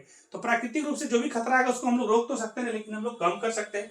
आपदा प्रबंधन में स्थानीय प्रशासन की भूमिका अहम होती है। आपदा प्रबंधन में स्थानीय प्रशासन मतलब जो भी आप गांव मोहल्ला जहां भी रहते हैं, अगर वहां कोई अचानक घटना घटती है तो आसपास के जो भी लोग मतलब प्रशासनिक में है, चाहे आपका थाना हो, चाहे आपके यहाँ सरपंच हो, मुखिया हो, चाहे जो भी आपके रिलेटेड है, विधायक हैं, सांसद है, जो भी लोग हैं आपके आसपास जो देखते हैं, तो जो भी स्थानीय प्रशासन की भूमिका निभाते हैं उनका रोल होता है। खास करके अपने जिला में डीएम होते हैं, उनका काफी रोल होता है। राहत शिविर बनाकर वहां सभी उपकरण और प्राथमिक उपचार सामग्री उपलब्ध कराना चाहिए। अब क्या होना चाहिए, यही कहीं आपदा आई गया तो आपको क्या करना है कि राहत शिविर बनाना है। मतलब एक ऐसा कैंप बनाना है जहां पर सबका घर तो टूट गया होगा, सब परेशान होगा, तो उस जगह पर सबको लाना है और उपचार का व्यवस्था करना। उपचार का व्यवस्था मतलब उसका जो भी स्टार्टिंग उपचार हो सकता है, उसके लिए बैंडेज, पट्टी, जो भी हो सकता है, डॉक्टर उक्टर वहां पर रखना है। एम्बुलेंस जरूर रखना है, क्योंकि एम्बुलेंस अगर आप नहीं रखिएगा तो अचानक कोई ज्यादा सीरियस रहेगा तो मर जाएगा। तो एम्बुलेंस रहेगा, डॉक्टर रहेगा, तो अग्निशामक आग लग गया तो सब रहेगा, तो क्या होगा कि हम लोग खतरा को थोड़ा कम कर सकते हैं। ऐसा व्यवस्था हमेशा करना चाहिए जीवन रक्षक आकस्मिक प्रबंधक के लिए। आपको करना कुछ नहीं, इस वीडियो को 2 बार सुनिएगा, आपको समझ में आ जाएगा। आगे बढ़े। नेक्स्ट क्वेश्चन है, भूकंप की स्थिति में बचे हुए लोगों को राहत कैंप में ले जाना या उन्हें सभी सुविधाएं उपलब्ध कराना, मतलब जरूरी सुविधाएं। मतलब जैसे कभी कभी मान लेते कि भूकंप आ गया है, कभी भी क्या आ गया है, भूकंप आ गया है, तो भूकंप जब आ गया है तो उस स्थिति में क्या करेंगे कि कुछ लोग तो मर गया होगा, लेकिन कुछ लोग बच गया होगा, कुछ लोग उसके अंदर दब गया होगा। तो जो भी लोग बच गया होगा ना, उसको बचाने के लिए कैंप में ले जाना है और जो भी जरूरी सुविधा उसको मिल सकता है वो उसको उपलब्ध कराना है। मलबे के नीचे दबे लोगों को बाहर निकालना, जो भी उसके नीचे मर गए उनको, मतलब कि जो मलबे के नीचे दब गए हैं उनको बाहर निकालना है। और जो मर गए हैं, अब उसका कोई तो है होगा नहीं, सबको अगर घर में मर गया होगा तो अकाल मृत्यु होने के कारण उनसे भी जो लोग मर गए उनको और जानवरों को सबको मिला करके सबका अंतिम संस्कार करना, क्योंकि जो लोग सबको एक जगह दब के मर गए तो उनका कोई बचता नहीं, तो उनका अंतिम संस्कार करना। एक चीज इसमें से क्वेश्चन और बनेगा, ये चीज को समझ लीजिए, ऑब्जेक्टिव में प्रैक्टिकल में भी बनेगा और वहां भी बनेगा, फाइनल एग्जाम में भी आपसे पूछा जा सकता है कि जो जमीन के नीचे या भूकंप में मलबे के नीचे लोग जब दब जाते हैं तो कैसे पता चलता है कि लोग उसके अंदर है नहीं, कौन सा यंत्र से पता चलता है? तो एक इंफ्रारेड कैमरा आता है, उससे पता चल जाता है कि उसके नीचे अभी और लोग दबे हुए हैं। और थोड़ा सा आगे बढ़ते हैं, दीर्घ उत्तरीय प्रश्न है, कुछ हिस्ट्री में ये थोड़ा बड़ा क्वेश्चन है। सविनय अवज्ञा आंदोलन के कारणों पर चर्चा करें। तो देखिए, सविनय अवज्ञा आंदोलन के बारे में हम लोग तो पहले बता चुके थे, तो इसको हम लोग थोड़ा सा ऐसा करते हैं कि बोल करके ही कोशिश करेंगे कंप्लीट करने का, क्योंकि ज्यादा एक्सप्लेन करेंगे तो थोड़ा गड़बड़ा सकता है। पहले तो आप समझिए सविनय अवज्ञा आंदोलन हुआ कब था, तो हम बता चुके थे कि सविनय अवज्ञा आंदोलन गांधी जी के द्वारा नमक कानून तोड़ा गया था। ये 12 मार्च 1930 को निकले थे और 5 अप्रैल 1930 को पहुंचे थे और 6 अप्रैल को नमक कानून तोड़ करके इसका विरोध कर दिए थे। ये हम शायद पिछले वीडियो में बनाए थे, लेकिन इसको थोड़ा सा और समझिए कि रॉलेट एक्ट और जलियांवाला बाग हत्याकांड के कारण अंग्रेज सरकार की कठोर नीतियों से जनता में असंतोष बढ़ गया था।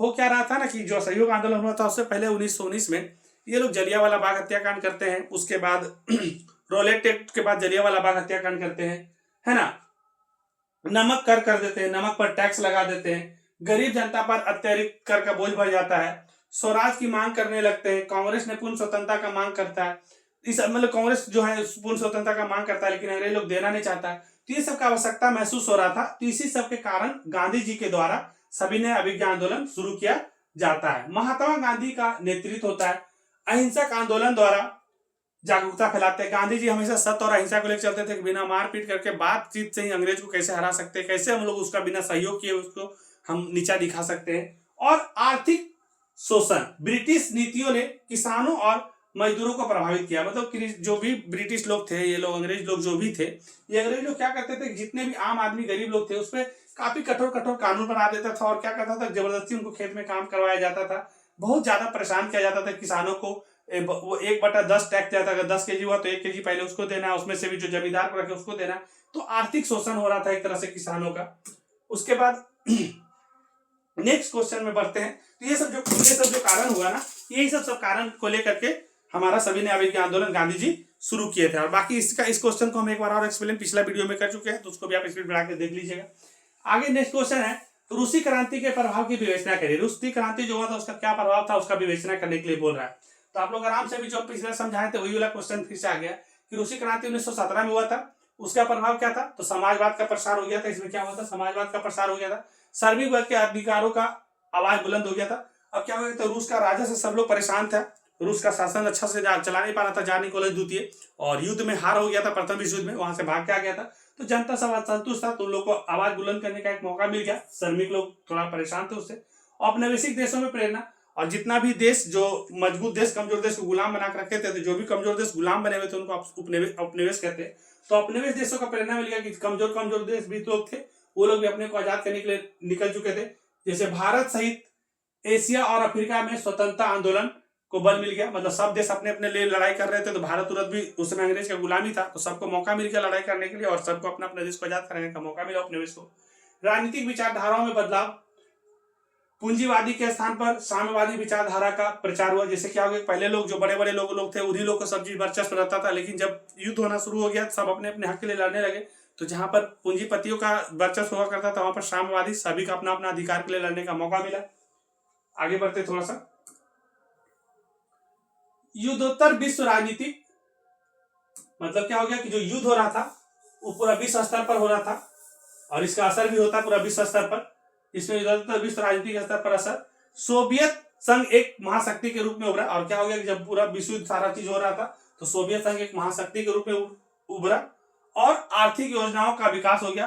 5 वर्षीय योजनाओं जैसे मॉडल अपनाए गए और हमेशा 5 साल के लिए एक मॉडल लाए गए, जो भारत में 5 वर्षीय योजना अब चल रहा है, तो यही से हम लोग लिए होंगे। तो ये सबसे क्या हो गया कि जब युद्ध होने लगा तो बहुत सारा राजनीतिक लोग आए, उस पर असर पड़ा और आर्थिक योजना बनने लगा 5-5 साल के लिए कि अपना देश को कैसे विकास करना, उसमें 5-5 साल का एक मॉडल बनने लगा। एक क्वेश्चन पॉलिटिकल साइंस से थोड़ा सा लेके चलते हैं कि बिहार पंचायती राज व्यवस्था में महिलाओं की भूमिका पर चर्चा करिए।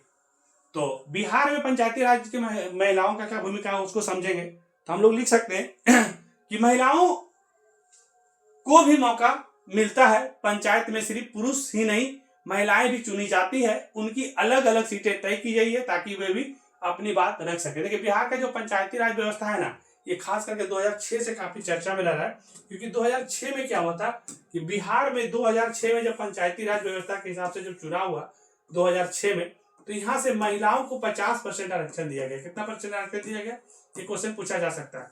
तो महिलाओं को 50% आरक्षण दिया गया। 50% आरक्षण के कारण महिलाएं भी बिहार में जो घर से पहले बाहर नहीं निकलते थे, तो उसके कारण आज देखिएगा महिला लोग भी काफी कुछ पढ़ रहे हैं और स्कूल कॉलेज में भी आप लोग देख सकते हैं कि अच्छा खासा संख्या में महिला लोग को सीट रिजर्व रहता है, तो आप जाकर के टीचर बन सकते हैं, प्रोफेसर बन सकते हैं। तो आप लोग आराम से लिखिएगा कि महिलाओं को भी मौका मिलता है पंचायती राज व्यवस्था में, जिसमें सिर्फ पुरुष ही नहीं बल्कि महिलाओं को भी चुना जाता है, उनकी अलग अलग सीटें भी तय किया जाता है। जहां तक हम बोल सकते हैं 2006 में महिलाओं के लिए 50% आरक्षण करने वाला पहला राज्य बिहार ही है। आगे बढ़ते हैं, गांव के विकास में भागीदारी, महिलाएं स्कूल, स्वास्थ्य, सफाई, पानी, सड़क जैसे कामों में अपनी राय देती है और योजनाएं बनाते हैं। आजकल क्या हो गया, पंचायती राज व्यवस्था में आरक्षण मिलने के बाद क्या हो गया कि आजकल गांव का विकास हो, चाहे फिर स्वास्थ्य का बात हो, स्कूल का बात हो, साफ सफाई का बात हो, पानी का समस्या हो, कोई भी तरह का बात होता है तो जहां पर महिला लोग से राय लिया जाता है, क्योंकि भाई उनको भी हिस्सा दिया गया है कि आप भी बराबर का हकदार हैं और आप भी सब बढ़ चढ़ के भाग लीजिए। रोजगार और सहायता योजनाओं का लाभ। पंचायत के जरिए महिलाओं सरकारी योजनाओं का फायदा ले सकती है, जैसे स्वयं सहायता समूह। स्वयं सहायता समूह तो आप लोग समझते होंगे, 10-20 को महिला मिलकर के ग्रुप बना लेते होंगे और उस ग्रुप में सब बैठ करके पैसा जमा करते होंगे। जैसे मान लेते हैं 20 को महिला बैठा हुआ है, अब 20 महिला मान लेते 2-2 हजार रुपये जमा किया, तो 20 महिला 2-2 हजार जमा करेगा तो 40,000 रुपया हो जाएगा।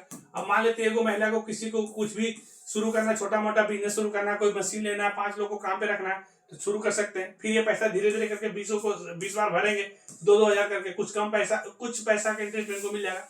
फिर कभी 40,000 जमा होगा, कभी फिर दूसरे महिला को मिलेगा। तो इससे क्या हो गया कि जब सभी महिला मिल करके स्वयं सहायता समूह खोल दिए तो महिलाओं को अपना रोजगार करने का मौका मिल गया, खुद से सक्षम बनने लगे, समाज में आत्मनिर्भरता आ गया। तो पंचायत में शामिल होकर महिलाएं अपने अधिकार समझती है, आत्मविश्वास बढ़ता है और समाज में उनका सम्मान भी बढ़ता है। जो भी महिला जो कुछ नहीं पहले करते थे और इस तरह से कुछ कुछ करने लगते हैं तो समाज में उनका सम्मान भी बढ़ने लगता है। आज समान अधिकार का भी बात करते हैं। पंचायतें में महिलाओं की भागीदारी से उन्हें समाज में बराबरी का हक मिलता है और वे अपने परिवार और समाज के लिए बेहतर फैसले ले सकते हैं। अब आज क्या हो गया कि जैसे पहले के समय में क्या होता था कि महिला लोग घर से बाहर नहीं निकलती थी, लेकिन आज के टाइम में क्या है कि महिला लोग नौकरी भी करती है, वो सारा काम लगभग कर पाती है जो सारा पुरुष लोग करते हैं। तो बराबरी का हो गया, बेहतर फैसला लेने लगी, स्वतंत्र हो पाई थोड़ा। बिहार में महिलाओं को पंचायती राज व्यवस्था में 50% का आरक्षण भी दिया गया है। देखिए ये वाला बात बोल रहे थे 2006 में, यहाँ पर देखिए आ ही गया है, 50% का आरक्षण बिहार पंचायती राज व्यवस्था में 2006 में दिया गया। तो इससे बहुत सारे महिलाओं को बेनिफिट भी मिला हुआ। हम तो आजकल देखते हैं कि स्कूल कॉलेज में भी उनको अलग से भी महिला लोग को छुट्टी भी दिया जाता है। तो ये सब सारा कुछ अच्छा हुआ है महिलाओं के लिए। आगे बढ़ते हैं। नेक्स्ट क्वेश्चन है, राजनीतिक दल देश के विकास में कई तरीकों से योगदान देते हैं जो निम्नलिखित है। अब राजनीतिक दल के बारे में क्वेश्चन मिलेगा कि राजनीतिक दल देश के विकास में क्या योगदान देते हैं, ऐसा पूछा जा सकता है। यहाँ क्वेश्चन इधर है कि राजनीतिक दल देश के विकास में किस प्रकार योगदान करते हैं। देखिए जो भी राजनीतिक दल है वो देश का विकास में कैसे मदद करते हैं। राजनीतिक दल मतलब जो भी राजनीतिक में आते हैं, जैसे बीजेपी हो गया, भारतीय जनता पार्टी, राष्ट्रीय जनता दल हो गया, कांग्रेस हो गया, सब जितने भी राजनीतिक दल हैं, तो ये लोग देश का विकास में कैसे योगदान देते हैं इसके बारे में थोड़ा समझना है। तो हम अब वीडियो को ज्यादा बड़ा नहीं करेंगे, लेकिन ये 54 चल रहा है, 3 स्लाइड और आएगा, तो आप लोग 10 मिनट और मेरे साथ रहिए। राजनीतिक दल देश के विकास में कई तरीकों से योगदान देते हैं जो निम्नलिखित प्रकार से, चाहे निम्न प्रकार से, तो आप इसको ऐसे करके समझा दीजिएगा कि राजनीतिक दल जो है ना नीति निर्माण करते हैं और कार्यान्वयन करते हैं। तो पहले नीति निर्माण को समझिए कि राजनीतिक दल नीति निर्माण और कार्यान्वयन करते हैं, जैसे वे ऐसे नीतियों और कार्यक्रमों का विकास और समर्थन करते हैं जो सामाजिक आवश्यकताओं को पूरा करते हैं और आर्थिक, सामाजिक और राजनीतिक विकास में योगदान करता है। मतलब राजनीतिक दल जो है वो क्या करते हैं कि ऐसा ऐसा कानून बनाते हैं, ऐसा ऐसा वो नियम बनाते हैं जिसमें समाज का जो भी आवश्यकता है उसको पूरा किया जाता है और समाज में आर्थिक विकास होता है, समाज का विकास होता है। तो इसमें राजनीतिक दल का काफी भूमिका है। आगे बढ़ेंगे इसका दूसरा पॉइंट में। तो दूसरा पॉइंट में बोला जा रहा है कि हितों का प्रतिनिधित्व करते हैं। राजनीतिक दल जो होते हैं वो विविध हितों का प्रतिनिधित्व करते हैं और नागरिकों को अपनी चिंताओं को व्यक्त करने तथा राजनीतिक प्रक्रिया में भाग लेने के लिए एक मंच प्रदान करते हैं। मतलब क्या होगा कि जो भी लोगों का शिकायत है, जो भी लोगों का दिक्कत है, उनको अच्छा से सुनते हैं, उनको व्यक्त करने का मौका देते हैं और उनको भी एक मौका देते हैं कि आप भी राजनीति में भाग लीजिए और जो भी आपके जीवन में, चाहे जो भी आपके समाज में दिक्कत है, उसको ठीक करने के लिए आगे बढ़िए। तीसरा है जवाबदेही और शासन। वे सरकार को जवाबदेह बनाते हैं। कोई भी राजनीतिक दल नहीं रहेगा तो सरकार का जो मन आएगा वो काम करेगा। तो इसमें क्या होता है कि जो राजनीतिक दल होते हैं वो सरकार को जवाबदेह बनाते हैं, सुशासन सुनिश्चित करने और लोक प्रशासन में पारदर्शिता बढ़ावा देने में महत्वपूर्ण भूमिका निभाते हैं। जैसे कहने वाले राजनीतिक दल अगर ना होते, तो राजनीतिक दल नहीं होता तो क्या होता ना कि जिसको जो मन में आता वो करता, वो किसी को जवाब देने जरूरी भी नहीं समझता। लेकिन राजनीतिक दल है तो कोई भी सरकार में है, अगर वो ठीक से काम नहीं करेंगे तो उसके खराब काम को दिखाएंगे लोगों को, तो उनको जवाब देने के लिए बोलते हैं कि आपको सरकार में आया है, आप 5 साल से सरकार में है या 4 साल से सरकार में, तो आपने क्या काम किया बताइए हमको। तो राजनीतिक दल रहते हैं तो सरकार को क्या कर देते हैं कि जवाबदेह बनाते हैं और जो भी वो काम करते हैं उसमें पारदर्शिता लाते हैं। लामबंदी और भागीदारी, इसको भी समझिए, लामबंदी और भागीदारी। कि राजनीतिक दल नागरिकों को लामबंद करते हैं, राजनीतिक भागीदारी को प्रोत्साहित करते हैं और चुनावी प्रक्रिया को सुविधाजनक बनाते हैं, जो एक कार्यशील लोकतंत्र के लिए आवश्यक है। मतलब राजनीतिक दल जब रहते हैं तो जितने भी लोग हैं, नागरिक लोग हैं, उनको सबको लामबंद करते हैं और वो भी बोलते हैं कि राजनीतिक में भाग लीजिए और उसको प्रोत्साहित करिए। जहां पर भी चुनाव में कोई भी प्रक्रिया हो उसको थोड़ा सरल बनाइए। और लोकतंत्र में मतलब भी है कि अब्राहम लिंकन द्वारा कहा गया था कि राजनीतिक दल जो है, पहले तो उनको कहा गया था कि लोकतंत्र जो जनता का, जनता के लिए, जनता के द्वारा, और उसमें भी अगर राजनीतिक दल है तो राजनीतिक दल जो होता है लोकतंत्र का प्राण होता है। तो कहने का मतलब राजनीतिक में जितने भी लोग रहते हैं और सब मिल करके अगर सरकार के खिलाफ अगर कोई भी काम है उसको अगर उठाते, अगर अच्छा नहीं करते, तो सरकार को जवाब भी देना पड़ता है और आपका जो भी सुविधा नहीं मिल पा रहा है उस सुविधा भी आपके लिए बन जाता है। तो जितना भी कार्यशील लोग हैं, जितने भी उस समाज में रहने वाले लोग हैं, वो लोकतंत्र के लिए आवश्यक भी है कि सबको राजनीतिक में आए। आगे बढ़ते हैं और 2 स्लाइड इसके बाद है बस। मुद्रा के कार्यों को विस्तार से बताइए। मुद्रा के मुख्य निम्नलिखित कार्य बताएं। तो देखिए, मुद्रा मतलब पैसा, पैसा का क्या क्या काम है आप लोग को बताना पड़ेगा। इसको आप आराम से बना के लिख लीजिएगा कि मुद्रा जो है वो एक माध्यम है। क्या चीज का माध्यम है? तो मुद्रा और सेवाओं के प्लेसमेंट तख्ता को आसान बनाता है, जिससे वस्तु विनिमय प्रणाली का कठिनाई दूर होता है। जिससे अगर मान लेते हैं पैसा नहीं आता, अगर मुद्रा नहीं आता, पैसा नहीं आता, तो पहले टाइम में क्या होता, किसी को धान लेना पड़ता था और अगला पास आलू है तो आलू दिया और धान ले लिया। लेकिन जो आलू देता था उसको लगता था मेरा आलू ज्यादा चल गया, धान हमको कम मिला, और धान वाला को लगता था मेरा धान ज्यादा चल गया, हमको आलू थोड़ा सा ही मिला। इसमें क्या बड़ी दिक्कत होता था वस्तु के बदले वस्तु लेने में। मुद्रा आ गया तो आपको पता चल गया आपको आलू चाहिए, हाँ तो 1 केजी का दाम 20 रुपया भी है, तो ठीक है 2 केजी लीजिए 40 रुपये दीजिए। तो उसको भी पता रहता था 2 केजी 40 रुपये लगना चाहिए, 40 रुपये लगा। लेकिन जब सामान के बदले सामान लेता था तो आलू के बदले उसको प्याज लेना, तो प्याज वाला लगता था मेरा प्याज ज्यादा चल गया, आलू लगता था मेरा आलू ज्यादा चला गया। तो ये जो कठिनाइयां था, तो पैसा आने से, मुद्रा आने से ये थोड़ा आसान हो गया। दूसरा, मूल्य का मापन हो पाया। अब जैसे कहने मतलब मैगी लेना है आपको, तो मैगी लेना है तो कहीं भी जाएगा तो एक छोटा वाला 7 रुपया मिलता है। आप कहीं भी खरीदे इंडिया का कोई राज्य में 7 रुपया लगता है। लेकिन अगर पैसा नहीं रहता और आप मान लेते हैं कि कोई सामान खरीदना है तो आपको यहाँ पर इतना सारा देना पड़ रहा है, कहीं ज्यादा देना पड़ सकता था, कुछ भी हो सकता था, तो उसमें दिक्कत होता था। तो आपका जो मूल्य है उसका मापन आसानी से हो रहा है। तो मुद्रा और सेवाओं से मूल्य के एक समान इकाई प्रदान करती है, जिससे तुलना और आर्थिक संभव हो पाता है। तब झगड़ा उगड़ा भी आपका कम हो जाता है, तो आप लोग आपस में झगड़ा भी कर लेते। तीसरा, मूल्य का संचयन। मुद्रा को भविष्य में उपयोग के लिए मूल्य के रूप में संगठित किया जा सकता है, हालांकि इसकी कीमत समय पर के साथ बदली जा सकती है। अब देखिए क्या बोल रहा है कि मूल्य का संचयन कर सकता है। जैसे कहने का मतलब मान लेते हैं आपके पास बहुत सारा आलू हो जाता है, बहुत सारा प्याज है, बहुत सारा धान होता है, तो आप उसको अगर जमा करके रखना चाहते हैं तो कौन बैंक में जमा करके रखते, और मान ले रखो करते तो 1 साल 2 साल 5 साल तो नहीं रख सकते थे ना।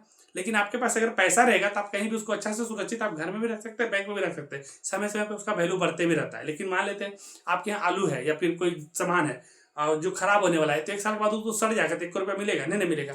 तो मुद्रा आने से उसका बेनिफिट हो गया कि जो भी आपके पास ज्यादा है उसको बेच दीजिए, उसके बदले पैसा ले लीजिए और वो पैसा को बैंक में रख दीजिए और पैसा बढ़ जाएगा, समय पर बढ़ भी जाएगा। ऋण का भुगतान मानक है। अब जैसे कहने का मतलब किसी से आप 200 रुपया लिए, तो 200 रुपया लिए तो 2 साल के बाद 200 रुपया का कुछ इंटरेस्ट देके 210 रुपया उसको वापस कर देंगे। लेकिन 2 साल पहले किसी से आलू लिए थे और आलू 5 रुपया किलो था और आज आलू हो गया 2 ही रुपया किलो, दाम उसका मान ली घट गया, तो बोलेगा कि नहीं उस समय 2 किलो आलू लिए थे, हम 2 किलो आलू लेंगे, 2 साल बाद हम ज्यादा लेंगे, तो दिक्कत हो जाता है कि नहीं। तो इसमें क्या हो गया कि इसमें ऋण भुगतान का आसान हो गया। तो मुद्रा भविष्य में जाने मतलब भविष्य में जो भी उपयोग करते हैं, भुगतान करते हैं ऋण की तरह, उसके लिए एक अच्छा और मानक हो गया कि आप कभी भी पैसा लिए 2 साल पहले लिए तो इतना लगेगा। बोला जाता है कि 1 महीना लीजिएगा तो 100 रुपया का 2 रुपया एक्स्ट्रा लगेगा, 2 महीना के लिए लीजिएगा तो 100 रुपया का 1.5 रुपया एक्स्ट्रा लगेगा। तो ऐसे करके हम लोग एक मापदंड तय कर देते हैं मुद्रा रहने से। आगे बढ़ते हैं। राष्ट्रीय आय का अर्थ बताइए, इसकी गणना की प्रमुख विधियों को चर्चा करिए। देखिए राष्ट्रीय आय का अर्थ क्या होता है ये बताने का जरूरत नहीं है, लेकिन इसको इसलिए बता देते हैं क्योंकि रिवीजन आपका हो जाएगा। राष्ट्रीय आय एक देश के सभी समान क्षेत्रों द्वारा 1 वर्ष की अवधि में कुल साधन आय का योग होता है। किसी भी देश में 1 साल में सभी वस्तुओं और सेवाओं का कुल कीमत राष्ट्रीय आय होता है। राष्ट्रीय आय मतलब क्या है कि मान लेते हैं ये देश है इतना बड़ा, अब इस देश में भारत को ही ले लेते हैं, अपना भारत ही मान लेते हैं, ये भारत ही मान लेते हैं। अब भारत में क्या हो गया कि 1 साल में अपने पूरे भारत में मान लेते हैं 100 करोड़ का बिजनेस हुआ, चाहे 100 करोड़ का पूरा टर्न हुआ, तो पूरा साल में सबको मिलकर कमाया ना, तो पूरा देश का ही राष्ट्रीय आय हो गया। लेकिन इसी में एक प्रति व्यक्ति आय आपसे पूछेगा, क्या पूछेगा, एक पूछेगा प्रति व्यक्ति आय। तो जब प्रति व्यक्ति आय पूछेगा तो इसमें क्या होता है कि जितना भी आय है और उसमें कुल जनसंख्या से जब भाग देते तो प्रति व्यक्ति आय आता है। तो राष्ट्रीय आय का मतलब जब आपसे पूछेगा तो राष्ट्रीय आय होता है एक देश में सभी समान क्षेत्रों द्वारा एक वर्ष के अंदर में जितना भी कुल साधन आय का होता है, वो किसी भी देश में एक साल में सभी वस्तुओं और सेवाओं की कीमत को राष्ट्रीय आय कहते हैं। और एक स्लाइड है बस। राष्ट्रीय आय की गणना की प्रमुख विधियां क्या है? तो देखिए, राष्ट्रीय आय की गणना विधि क्या होता है? पहले आय विधि होता है। इस विधि में उत्पाद के उत्पाद, श्रम, भूमि, उद्यम द्वारा सभी आय, मजदूरी, उद्यम, ब्याज, लाभ को जोड़ा जाता है। मतलब राष्ट्रीय आय गणना कैसे कर सकते हैं? तो जितना भी आय का विधि होता है, चाहे आप कोई मजदूरी करके कमा रहे हैं, भूमि बेच के कमा रहे हैं, या कोई भी तरह से इनकम कर रहे हैं, ब्याज से कमा रहे हैं, लाभ से ऐसे भी कमा रहे हैं, तो ये सबको जोड़ा जाता है। उत्पादन विधि क्या होता है या मूल विधि क्या होता है? इस विधि में उद्योग के विभिन्न क्षेत्रों में वस्तुओं और सेवाओं के कुल मूल्य से भी मध्यस्थ उपभोक्ताओं सेवाओं के कुल मूल्य से भी मध्यस्थ उपभोक्ताओं को ओरिएंटेशन मूल्य वृद्धि की गणना की जाती है। इसको एक बार आप देख करके अच्छा से इसको समझ लीजिएगा। हम इसको स्लाइड करके दिखा दे रहे हैं आपको, क्योंकि अभी थोड़ा सा टाइम कम है, मेरा कुछ और काम आ गया है, तो इसको आप एक बार अच्छा से लिख लीजिएगा, ठीक है। फिर है नेक्स्ट है कि खनिजों की महत्ता एवं संरक्षण की विशेषता। तो आप इसको लिखिए, खनिज प्राकृतिक रूप से पाए जाने वाले पदार्थ अलग अलग प्रकार के होते हैं और मानव जीवन में महत्वपूर्ण उपयोग होते हैं। जैसे अब खनिज का क्या क्या उपयोग मानव जीवन में? तो देखिए, औद्योगिक का विकास करने के लिए, अगर उद्योग का विकास करना है तो आपको खनिज की आवश्यकता पड़ेगा। तो इसमें लिखिएगा कि खनिजों के लिए कच्चे माल की पेशकश की जाती है, जैसे कि लोहा और कोयला। अब कोई भी खनिज है उसका महत्व क्या क्या है? तो खनिज जब रहेगा तभी तो कोई भी चीज, कोई भी कंपनी, फैक्ट्री सब विकास करेगा। तो खनिज रहेगा तो आपको औद्योगिक का विकास होगा। जैसे कोयला और लोहा तो सब औद्योगिक का जननी है, अगर लोहा नहीं रहेगा तो कोई उद्योग चलेगा ही नहीं। और इस वीडियो का लास्ट स्लाइड है, हम आपको बताया मेरा कुछ काम आ गया है, उसको कर लेने के बाद फिर आगे इस वीडियो को हम आगे बढ़ाएंगे। ये पेज नंबर 57 तक आ चुके हैं, इसके बाद आगे बढ़ेंगे। फिर है ऊर्जा स्रोत। अब क्या होगा कि कोयला और प्राकृतिक गैस जैसे खनिज ऊर्जा के मुख्य स्रोत हैं। अवसंरचना विकास यानी कि भवन का निर्माण एवं सड़क का निर्माण खनिजों का उपयोग होता है। जैसे भवन बनाइए चाहे सड़क बनाइए, उसमें बहुत सारा खनिज का उपयोग होता है। आर्थिक भी विकास होता है, खनिजों का निष्कर्षण और व्यापार अर्थव्यवस्था को मजबूत करता है। जैसे मान लेते हैं कि हम लोग का धनबाद में जमीन के नीचे जिस घर में हम लोग रखते हैं, घर को 5 फीट नीचे कोयला निकलेगा। उससे क्या होता है कि हम लोग का एक आर्थिक स्रोत बढ़ जाता है कि जितना भी कोयला आता है हम लोग तो गैर कानूनी रूप से नहीं बेच सकते, लेकिन सरकार उसको बेच सकता है निकाल के। तो बहुत आराम से मशीन से हटा के कोयला निकाल करके पूरा इंडिया में अलग अलग राज्य को बेच रहा है। उससे हमारा क्या हो रहा है, झारखंड का आर्थिक स्थिति ठीक हो रहा है, देश का आर्थिक स्थिति ठीक हो रहा है, और उसका उपयोग कर रहे हैं हम लोग बिजली बनाने में, और दूसरे देश को भेज के पैसा कमा सकते हैं। तो हमारा देश का आर्थिक विकास हो पा रहा है। तो खनिजों का संरक्षण भी करना जरूरी है। अगर संरक्षण नहीं करेंगे तो आगे चल के दिक्कत हो जाएगा। तो आप इसको लिखिएगा कि पुनर्चक्रण, खनिजों का पुनर्चक्रण करके उनका बार बार उपयोग किया जा सकता है। अब जैसे कोई भी चीज का खनिज आपको, तो उसको आप एक बार से 2 बार 3 बार 4 बार जितना ज्यादा उपयोग करिएगा वो आपके लिए संरक्षण का काम आएगा, आने वाले टाइम लोग काम का। जैसे मान लेते हम लोग अभी एक मान लेते पानी है, हमारे पूर्वजों ने उतना सारा साल जिया, लेकिन आज भी हम लोग को पानी लगभग मिल जा रहा है जितना जरूरत है। लेकिन अगर हम लोग इसको ठीक से बचा के नहीं रखेंगे तो आगे वाला पीढ़ी को नहीं मिल पाएगा, है ना। तो ऐसे कोयला भी अगर वो हम लोग बचा के रखेंगे तो आगे वाला पीढ़ी को मिलेगा, अगर हम लोग सब खत्म कर देंगे तो उसको नहीं मिल पाएगा। पुनः उपयोग करना चाहिए, बार बार उसका उपयोग करने का उपाय करना चाहिए। वैकल्पिक साधनों का उपयोग करना चाहिए, जैसे खनिजों के स्थान पर वैकल्पिक सामग्री का उपयोग करना चाहिए। जैसे कहने वाला, अभी हम लोग पेट्रोल से गाड़ी चला रहे हैं, लेकिन आने वाला समय भविष्य के टाइम में हम लोग को पेट्रोल धीरे धीरे खत्म हो जाएगा, तो हम लोग गाड़ी कैसे चलाएंगे? तो कोशिश करना है कि पेट्रोल के अलावा जो और चीज से गाड़ी चलाया जा सकता है, बैटरी से गाड़ी चलाया जा रहा है, सूर्य का रोशनी से गाड़ी चलाया जा रहा है, तो बहुत सारा अलग अलग चीज का वैकल्पिक व्यवस्था करना चाहिए, ताकि खनिज अगर वो समाप्त होने वाला रहे तो हम लोग का आगे का क्या वैकल्पिक व्यवस्था हो सकता है, क्या और उपाय हो सकता है, उसको करना है।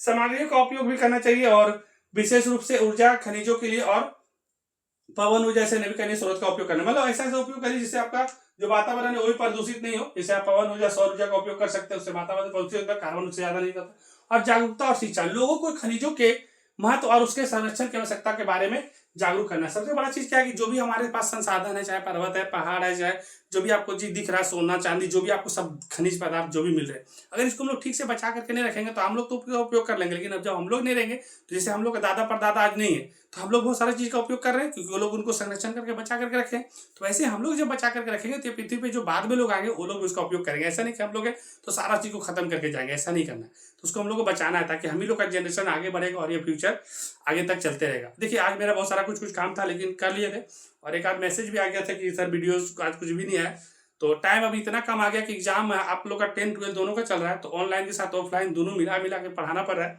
और खास करके मेरा स्कूल में भी काम रहता है, वो भी आपको पता होगा, प्रैक्टिकल वैक्टिकल में भी बहुत सारा इधर उधर काम चल रहा है। तो क्या है कि सारा काम करते हुए जो आप लोग के लिए हम फ्री में व्यवस्था कर सकते हैं वो यही कर सकते हैं, जब रात में टाइम होगा तो आप लोग के लिए वीडियो लेकर के आ सकते हैं। आप लोग से मेरा रिक्वेस्ट यही है कि BK A to Z का आप लोगों के पास छुइएगा और प्ले लिस्ट में जाइए, और प्ले लिस्ट में खास करके हम एकदम गारंटी बता रहे हैं कि प्ले लिस्ट में हिंदी, साइंस और सोशल साइंस, थोड़ा सा मैथिली, एकदम उसको आप बार बार, एक बार, दो बार, तीन बार, बार बार उसको स्पीड बढ़ा करके उसको देखिए 2x कर करके। हम गारंटी बता रहे हैं उससे बाहर क्वेश्चन जाएगा ही नहीं, जितना आपको जरूरत है उसी क्वेश्चन आ जाएगा। लेकिन फिर भी आपके लिए जो भी जरूरत होगा वो वीडियो हम लेकर के आएंगे, और आप लोग जैसे व्हाट्सएप में कमेंट करते हैं वैसे ही आप लोग कमेंट करिए, जो भी तरह का दिक्कत लगे तो हम उसको सॉर्ट आउट करेंगे। धन्यवाद, इस वीडियो को समाप्त कर रहे हैं।